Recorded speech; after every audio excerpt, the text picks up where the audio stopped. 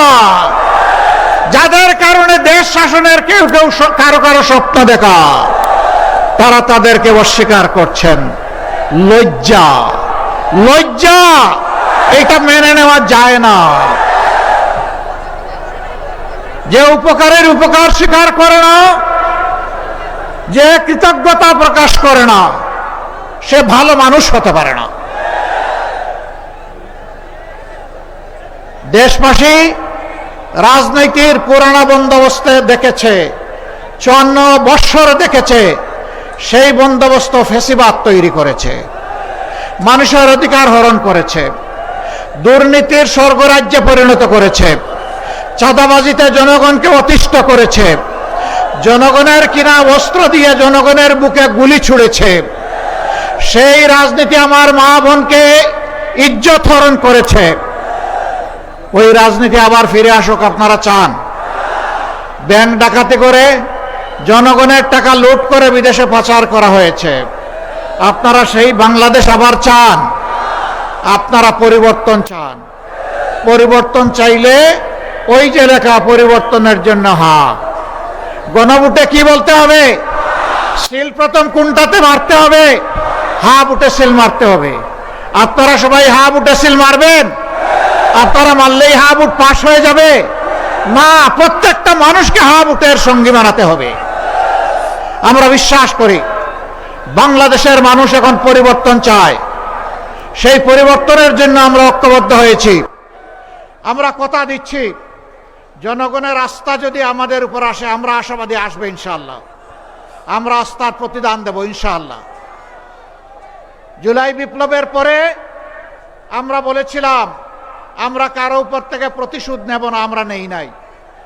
আমরা বলেছিলাম আমাদের দলের লোকেরা চাঁদাবাজ নয়, আমরা চাঁদাবাজি করি নাই। আমরা বলেছিলাম আমরা দুর্নীতি করি না, দুর্নীতিকে আমরা ঘৃণা করি, দুর্নীতির সাথে আমাদের কোনো সম্পর্ক নাই। আমরা বলেছিলাম মজলুম ঠিক আছে, কিন্তু মামলাবাজি করব না, মামলা দিয়ে মামলা বাণিজ্যও করব না, মামলা দিয়ে নিরীহ মানুষকেও হয়রান করব না। আমরা কথা রেখেছি।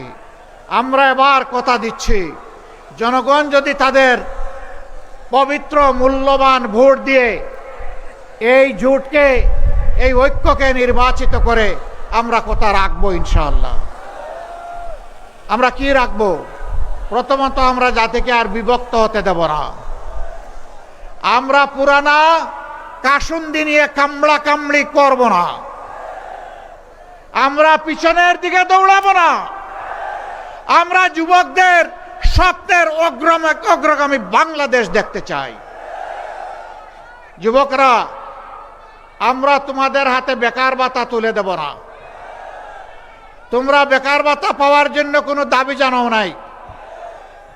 আমরা বেকার ভাতা দিয়ে তোমাদেরকে অপমানিত করতে চাই না। আমরা তোমাদের হাতগুলাকে দক্ষ কারিগরের হাত হিসাবে গড়ে তুলব ইনশাআল্লাহ। প্রত্যেকটি হাতে আমরা ইনশাআল্লাহ মর্যাদার কাজ তুলে দেব। সেদিন প্রতিটি যুবক গর্বের সাথে বলবে আমি বাংলাদেশ। আমাকে দেখে বুঝে নাও বাংলাদেশ কি জিনিস। আমরা সেই বাংলাদেশটি গড়ে দিতে চাই।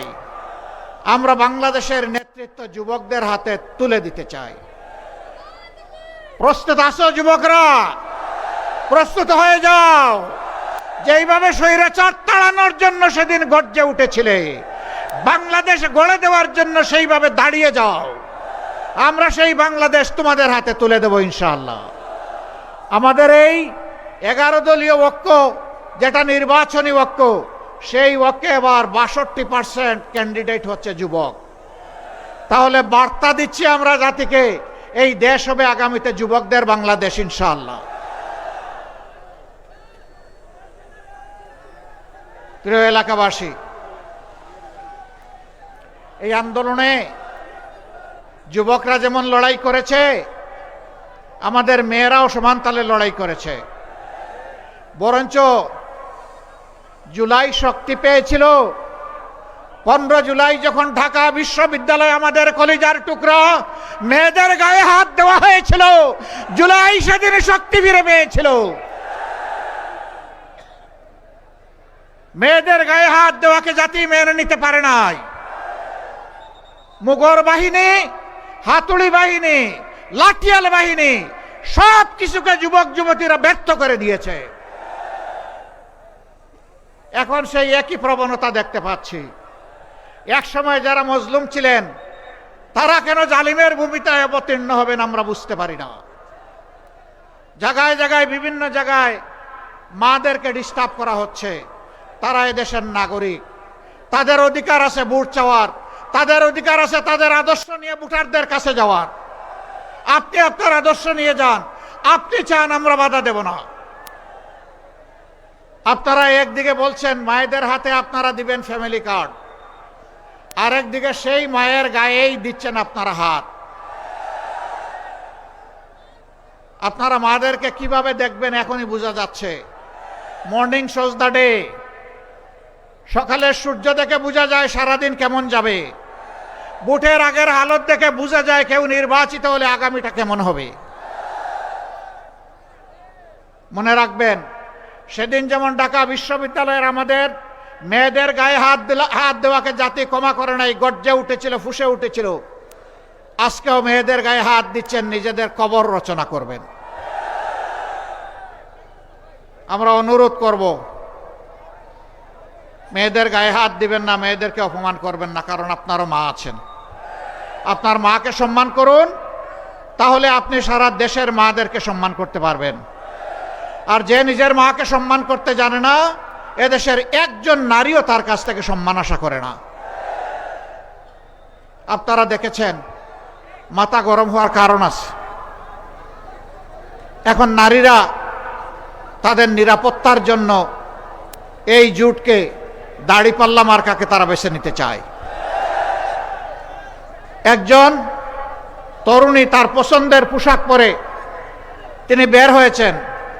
একজন সাংবাদিক মাঝে মধ্যে ওই যে রিয়াকশন নেই, ভোট দিবেন কারে, তো তারা জিজ্ঞেস করেছে আগামীতে রাষ্ট্র ক্ষমতায় কাকে দেখতে চান।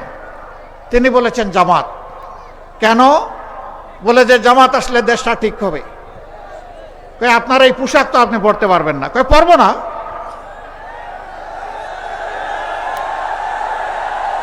বলে যে এই পোশাক বদলাতে হবে। কই বদলাবো। এরপরে জিজ্ঞেস করেছে জামাতের কোন জিনিসটা আপনার ভালো লাগে, পছন্দ হয়। কই জামাত, পুরাটাই আমার ভালো লাগে। এগুলা দেখার পরে মাথা ঠিক থাকবে? ঠিক রাখতে হবে।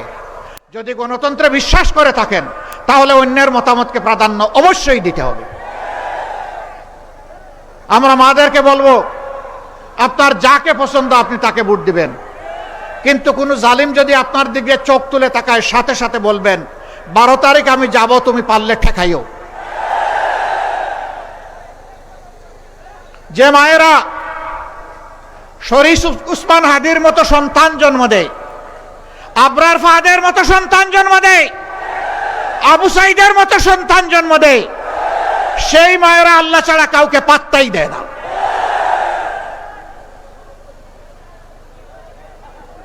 তারা বিতির রাজ্য কায়েম করতে চায়। সম্মানিত ভাইরা, ভয়কে যে জাতি ইতিমধ্যেই জয় করে ফেলেছে, এই জাতিকে হিসাব করে কথা বলবেন। যদি সত্যি গণতন্ত্রের প্রতি আস্থা থাকে তাহলে নিজের কাজ নিজে করুন, অন্যটা তাকে করতে দিন।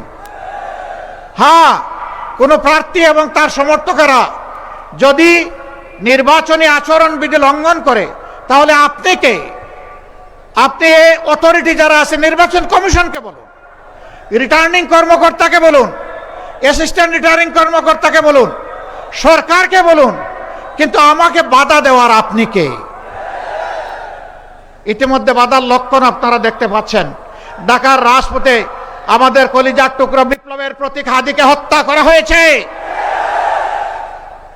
শেরপুর জেলা একটি উপজেলা জামাতের সেক্রেটারি মৌলানা রেজাউল করিমকে হত্যা করা হয়েছে নির্মমভাবে। হত্যা করে কারো গতি থামাতে পারবেন না। যেই দলের নেতারা আসতে আসতে ফাঁসির তক্তার উপর দাঁড়াতে থাকে তাদেরকে ভয় দেখান। ভয় আমরা আল্লাহ ছাড়া কাউকে করি না। আমরা প্রতিশ্রুতিবদ্ধ। আমরা যুবকদেরকে যুবতীদেরকে কথা দিয়েছি, আমরা মা বোনদেরকে কথা দিয়েছি, আমরা তাদের আকাঙ্ক্ষা পূরণ করার জন্য প্রয়োজনে জীবন দিব, কিন্তু হার মানব না।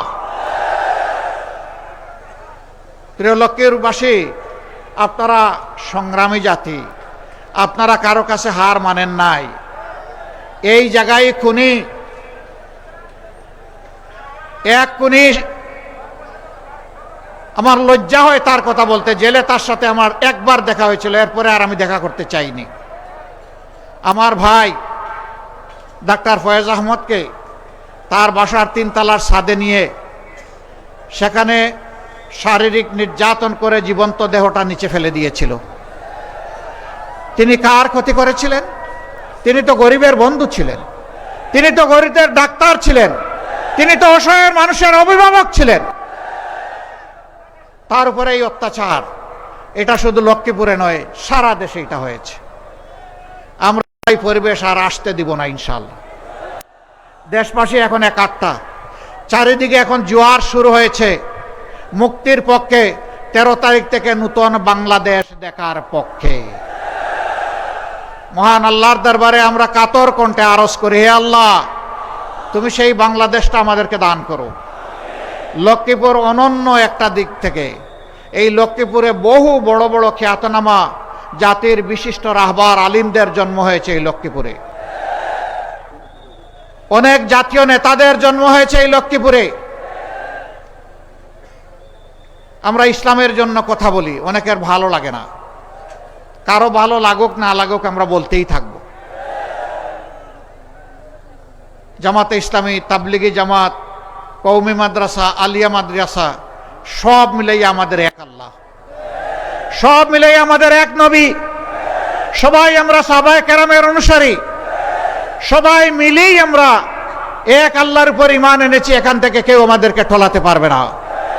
আমাদের দাওয়াত স্পষ্ট, আমরা আল্লাহর গোলামি ছাড়া আর কারো গোলামি মানি না, মানব না, কোনো আধিপত্যবাদ মানব না, কারো চোখ রাঙ্গানি মানব না, বিদেশে বন্ধু থাকবে কিন্তু প্রভু মেনে নেব না।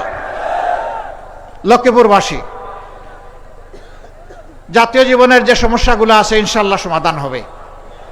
ভয় দেখানো হয়, জামাত ক্ষমতায় আসলে কওমি মাদ্রাসা থেকে যারা পাশ করে বের হয়েছেন তাদেরকে মসজিদ এবং মেহরাব থেকে বিদায় করে দেওয়া হবে। এরা মিথ্যাবাদী, এরা মিথ্যাবাদী। বলা হয় কওমি মাদ্রাসা বন্ধ করে দেওয়া হবে। আমি আল্লাহকে সাক্ষী রেখে, আপনাদেরকে সাক্ষী রেখে বলছি, কওমি মাদ্রাসা আমাদের কলিজা, কওমি মাদ্রাসা আমাদের হৃদয়। ইসলামী শিক্ষাটা তারাই এখন ধরে রেখেছেন, আলিয়ার শিক্ষা সংকুচিত হয়ে এসেছে। আমরা সেই আল্লাহর উপর বিশ্বাস করি যিনি কুরআন নাজিল করেছেন, সেই কোরআনের অসংখ্য হাফিজ তৈরি হয় কওমি মাদ্রাসা থেকে। তারা আমাদের মাঝে লাগাতে চায়, বাঁধাতে চায়।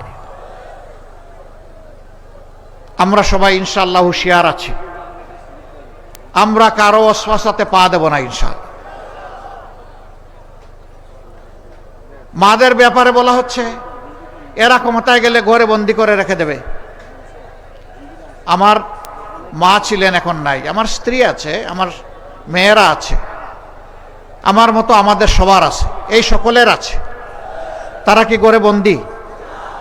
তারা জীবনের বাস্তব প্রয়োজনে অন্য 10 জন মহিলা যেমন চলাচল করে কাজ করে, তারাও তাই করে। অনেকে গুরুত্বপূর্ণ পেশাগত দায়িত্ব পালন করেন, রাষ্ট্রের উন্নয়নে অবদান রাখেন, কর্মকাণ্ডে অবদান রাখেন, কিন্তু তাদের 2টা জিনিসের অভাব। কর্মস্থলে, গৃহে, চলাচলে তাদের কোনো নিরাপত্তা নাই, তাদের কোনো ইজ্জত নাই। আমরা কথা দিচ্ছি ইনশাআল্লাহ, আল্লাহ আমাদেরকে সুযোগ দিলে দেশ চালানোর, আমরা তাদেরকে সম্মান এবং নিরাপত্তা দুটিই নিশ্চিত করব ইনশাআল্লাহ। মায়েরা তাদের যোগ্যতা অনুযায়ী কাজ করবেন। আমার এই মাটি কোন ধর্মের এটাও আমরা দেখব না, আমরা দেখব ওই যোগ্যতাটা তার আছে কিনা, যে কাজটা আমরা তার হাতে তুলে দিতে চাই। এই জন্যে ধর্ম বর্ণ নির্বিশেষে ভেদাভেদ রেখা দূর করে আমরা ইনশাআল্লাহু তাআলা আজিম একটা ঐক্যবদ্ধ বাংলাদেশ গড়ব।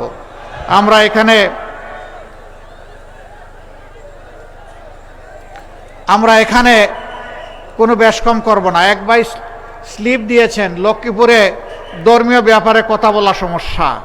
কে বললো আপনার সমস্যা? নবী করিম সাল্লাল্লাহু আলাইহি ওয়াসাল্লাম কি বলতে চেয়েছেন? মুসলিমদের ইস্যু কথা বলেন, মুসলিমদের আহ্বান করার জন্য, যারা মুসলিম তাদের নিয়ে কিছু কথা বলার জন্য। সেটাই তো বলছি, তো আবার স্লিপ দিছ কেন? নবী করিম সাল্লাল্লাহু আলাইহি সাল্লাম মদিনা রাষ্ট্রে ইহুদিদের সাথে লিখিত চুক্তি স্বাক্ষর করেছিলেন। তাদের নাগরিকত্ব শুধু মেনে নেননি, তাদের সম্মানের আসনে অধিষ্ঠিত করেছিলেন। যতদিন পর্যন্ত এই চুক্তি তারা মেনে চলেছে তারা সম্মান লাভ করেছে, যখন তারা বিশ্বাস ভঙ্গ করেছে তখন তারা শাস্তি পেয়েছে। বাংলাদেশে আমরা একটা সহনশীল পরিবারে যুগ যুগ ধরে পরিসরে আমরা বসবাস করে আসছি। মাঝে মাঝে ভুতুম পেঁচা এসে আমাদের বাগানের ফুল এলোমেলো করে দিতে চায়। আমরা কথা দিচ্ছি সকল ধর্মের বর্ণের মানুষকে আমরা বুকে নিয়েই চলবো ইনশাআল্লাহ। কাউকে আমরা ফেলে দেব না, সবার যথাযথ মর্যাদা নিশ্চিত করা হবে। সকল ধর্মের ধর্মীয় অনুষ্ঠান পালন তাদের জন্য নিরাপদ করা হবে। কেউ এখানে হাত দেওয়ার, চোখ তুলে তাকানোর সুযোগ পাবে না। মুসলমানরা মুসলমানদের উপাসনা করবে, অন্য ধর্মের লোকেরা তাদের উপাসনা করবে।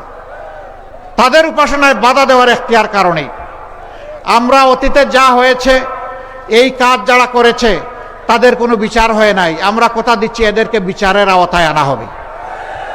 দোষ দেওয়া হয়েছে আমাদের উপর, এরা চুরাই পথের অন্ধকার গলির নায়ক, নিজেরা অপকর্ম করে আমাদের ঘাড়ে দিয়েছে। আজ আল্লাহ তাআলাকে সাক্ষী রেখে বলতে চাই আমরা নির্দোষ। আমরা এই অপকর্মের সাথে কখনো জড়িত ছিলাম না।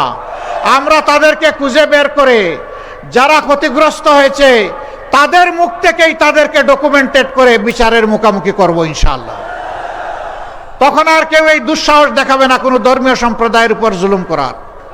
সম্মানিত ভাইরা, এই লক্ষ্মীপুরের অনেক সমস্যা, দাবি দেওয়া চমৎকারভাবে আপনাদের প্রিয় মানুষ লক্ষ্মীপুর সদর থেকে যিনি এই জাতিকে নেতৃত্ব দিবেন, লক্ষ্মীপুরবাসীকে নেতৃত্ব দিবেন, তিনি বলে গিয়েছেন দাবি সবগুলা সঙ্গত। আর একটা দাবি তিনি করেন নাই, সেটা আমি যোগ করে দেই। এশিয়ার বৃহত্তম মৎস্য প্রজনন কেন্দ্র ছিল এই লক্ষ্মীপুরে। লুটপাট দুর্নীতি করে এটাকে হত্যা করা হয়েছে। আমরা এটাকে জীবন দিব ইনশাআল্লাহ। বাকি যে দাবিগুলা করেছেন সব সঙ্গত, একটা একটা করে ইনশাআল্লাহ সব পূরণ হবে। তবে আপনাদের সাথে বসেই আমরা ঠিক করব কোন দাবিটা আগে পূরণ হওয়া উচিত। যেটা আপনারা বলবেন সেটাই হবে। আপনাদের অর্থের পাই পাই হিসাব আপনাদের কাছে তুলে ধরা হবে। মেঘনা নদীর বাঁধ নির্মাণ সম্পর্কে বলা হয়েছে বাজেট আসে পেটের ভিতরে চলে যায়, নদীর পারে যায় না। আমরা নদীর পারে সেই বাজেট নিয়ে যাব ইনশাআল্লাহ। কারো পেটের ভিতরে ওভাবে ঢুকতে পারবে না। হ্যাঁ, ঢুকবে যারা সেখানে কাজ করবে, সেই সমস্ত কর্মচারী কর্মকর্তারা তাদের ন্যায্য পাওনা পাবে। কেউ চুরি করতে পারবে না। অতীতে রাষ্ট্রের সম্পদ চুরি করে বিদেশে যারা পাচার করেছে, আমরা কথা দিচ্ছি আল্লাহ আমাদেরকে দায়িত্ব দিলে আপনাদের ভোটে ওদের পেটের ভিতরে হাত ঢুকিয়ে বের করে আনবো ইনশাআল্লাহ। এই অর্থায়নে রাষ্ট্রীয় কোষাগারে যোগ করা হবে। ন্যায্যতার ভিত্তিতে বাংলাদেশে উন্নয়ন করা হবে ইনশাআল্লাহ। কারো প্রতি কোনো বৈষম্য করা হবে না। প্রধানমন্ত্রীর বাড়ি কোথায় ওটা দেখা যাবে না, বরঞ্চ কোন এলাকা সবচেয়ে বেশি বঞ্চিত সেইটাই আগে চিহ্নিত করা হবে ইনশাআল্লাহ। বিচারের ব্যাপারে আমাদের কথা সাফ। আমরা সমাজে ন্যায় বিচার কায়েম করতে চাই।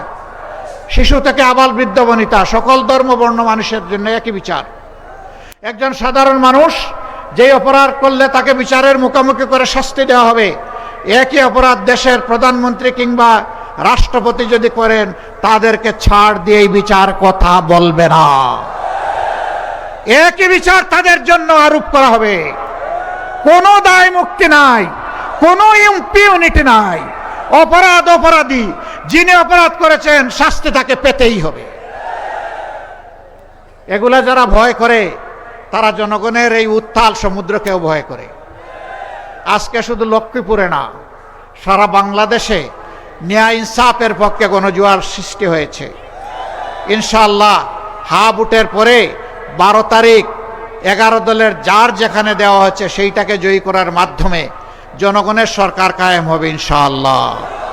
আমরা বলেছি আমরা জামাতে ইসলামের সরকার কায়েম করব না।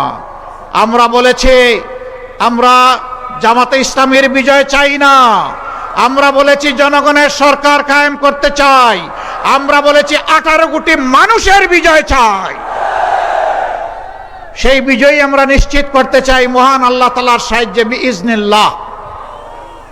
প্রিয় লক্ষ্মীপুরবাসী, আজকে যে কথাগুলো আপনাদের এখানে বলে গেলাম এটা আপনাদের কাছে আমানত।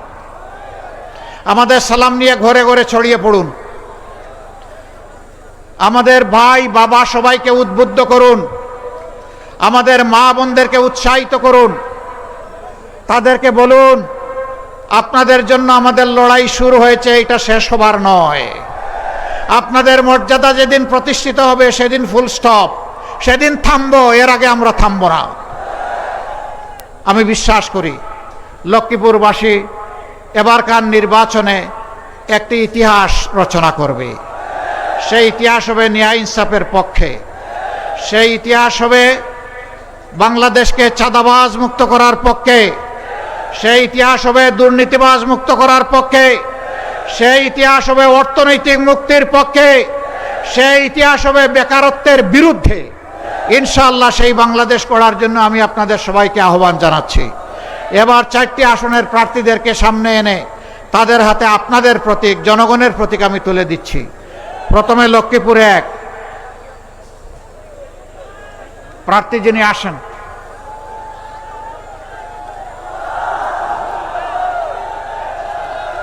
এইখানে মাহবুব আলম, এনসিপির নেতা মাহবুব আলম আমাদের সকলের প্রার্থী। শক্ত করে ধরো ভাই। এই প্রতীকটা কি? আবার বলেন কি প্রতীক? প্রতীক আছে? কোন সে প্রতীক? জুড়ে বলুন। 12 তারিখ সকাল সন্ধ্যা ইনশাআল্লাহ বিজয় হবে ইনশাআল্লাহ। মাশাআল্লাহ, জাযাকুমুল্লাহ খায়রান। এরপরে লক্ষ্মীপুর 2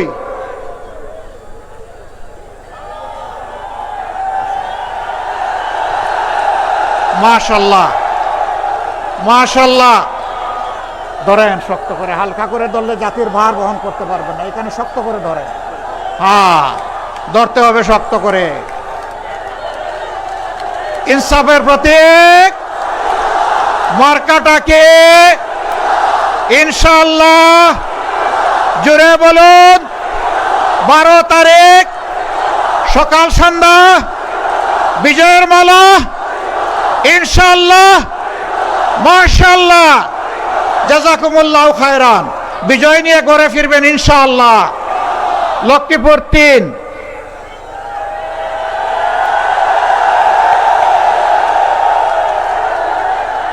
শক্ত করে ধরবা, শক্ত করে ধরবা।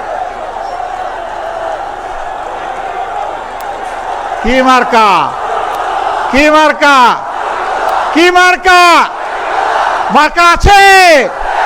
জুড়ে বলুন ইনশাআল্লাহ। 12 তারিখ বিজয় হবে ইনশাআল্লাহ। মাশাআল্লাহ, জাযাকুমুল্লাহ খায়রান। বিজয় নিয়ে ঘরে ফিরবো ইনশাআল্লাহ। লক্ষ্মীপুর 4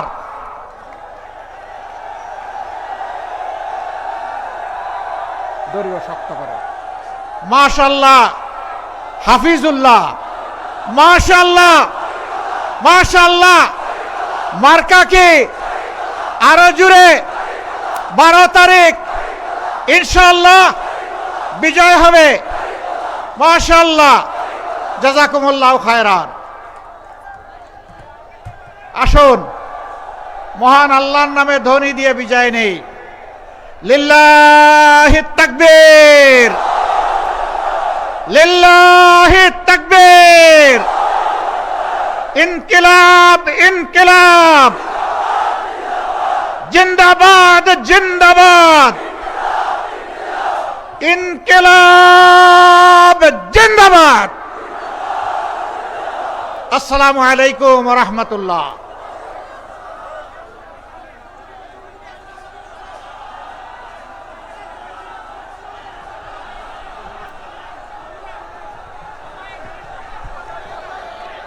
সংগ্রামী বন্ধুগণ, আমরা অত্যন্ত আনন্দের সাথে আজকের এই সমাবেশ সমাপ্ত করতে পেরেছি বলে মহান আল্লাহ শুকরিয়া আদায় করছি। ইনশাআল্লাহ আগামী 12ই ফেব্রুয়ারি লক্ষ্মীপুরের 4টি আসন 11 দলীয় জোট প্রার্থী বিজয় লাভ করবে। আমরা এই বাংলাদেশকে সকল প্রকার দুর্নীতি মুক্ত, চাঁদাবাজ মুক্ত, টেন্ডারবাজ মুক্ত এবং মাদক